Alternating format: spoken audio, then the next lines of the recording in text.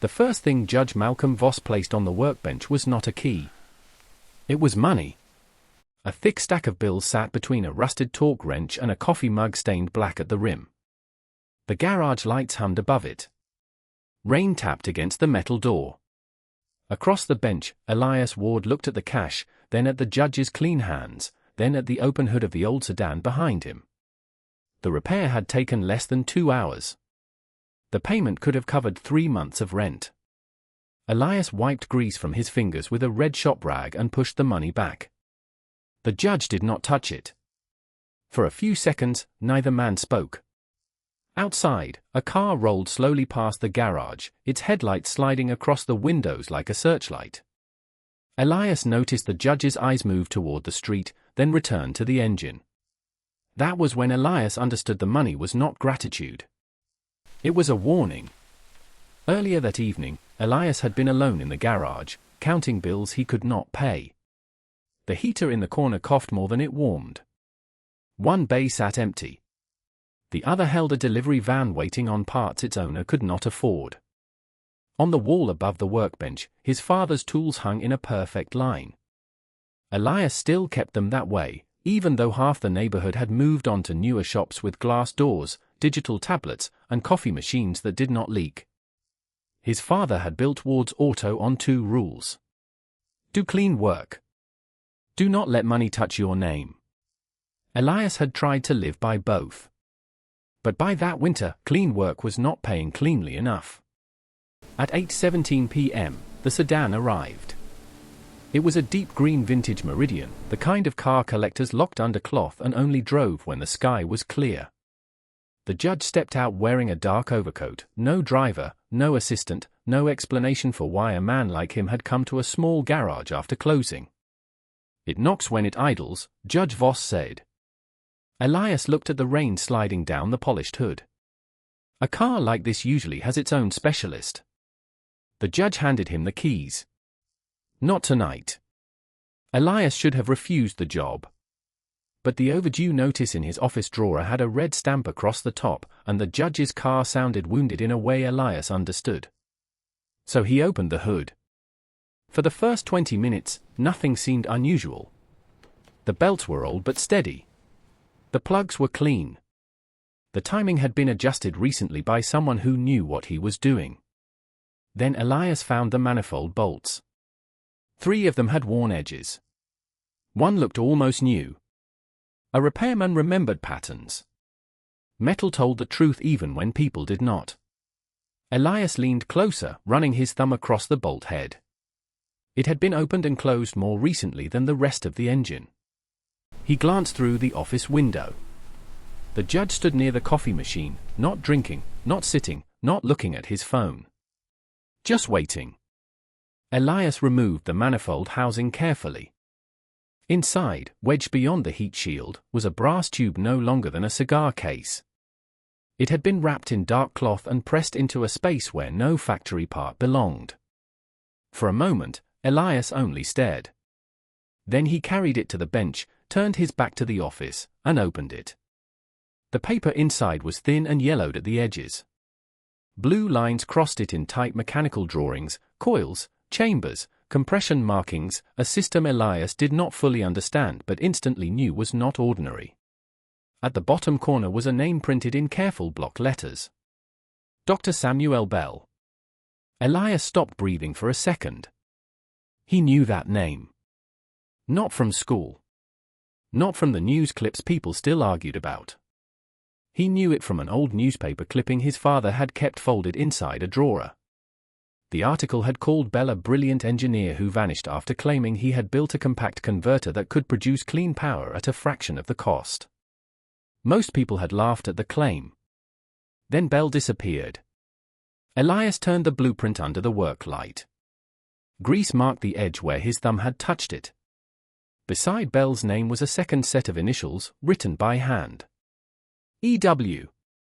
His father's initials. The office door opened behind him. "Did you find the problem?" the judge asked. Elias folded the paper once, slowly, and slid it beneath a parts catalogue. "Manifold leak," he said. The judge walked closer. His shoes made no sound on the concrete. Did you open it? Elias looked at the engine, not at the man. Had to. The judge's face changed only slightly, but Elias had spent 40 years reading men who did not want to admit fear. It appeared in the jaw first. Then the fingers. Then the eyes. Judge Voss reached into his coat and placed the cash on the bench. That should cover the repair. Elias looked at the stack. That covers the building. Then take it. The rain thickened against the garage door. Elias almost did. His account was nearly empty. His landlord had stopped using polite language. The van owner had asked for 2 more weeks to pay, and Elias had said yes because the man had children and no second car.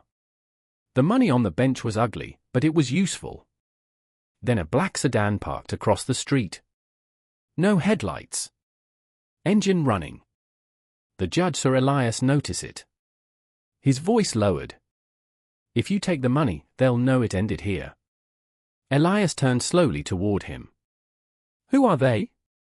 Men who spent 30 years making sure Samuel Bell looked like a liar. The word settled into the garage heavier than the rain. The judge looked older now. Smaller, somehow. Bell trusted the wrong people. Your father helped him hide the last copy before they came. I kept the car moving through auctions, estates, storage lots. I thought nobody would ever open that manifold again. Then why bring it here? Because your father is dead, the judge said. And I was afraid the secret would die with him. Before Elias could answer, a woman appeared outside the glass door, holding her coat tight against the rain. She looked from the judge to the car, then to Elias. I'm looking for the owner of this garage, she said. The judge turned away. Elias opened the door. Her name was Mara Bell. She had her father's eyes, though Elias had only seen them in a faded photograph. She said she had followed the car from a private storage facility after learning it once belonged to her father. She did not mention blueprints. She did not mention energy companies. She only opened her wallet and showed Elias a picture. 3 men stood beside the same green sedan. Samuel Bell. Judge Voss, much younger. And Elias's father, smiling with one hand resting on the hood. Elias stared at the picture longer than he meant to. His father had never spoken of this car. Mara's voice softened. He told me if I ever found it, I should look for a mechanic named Ward.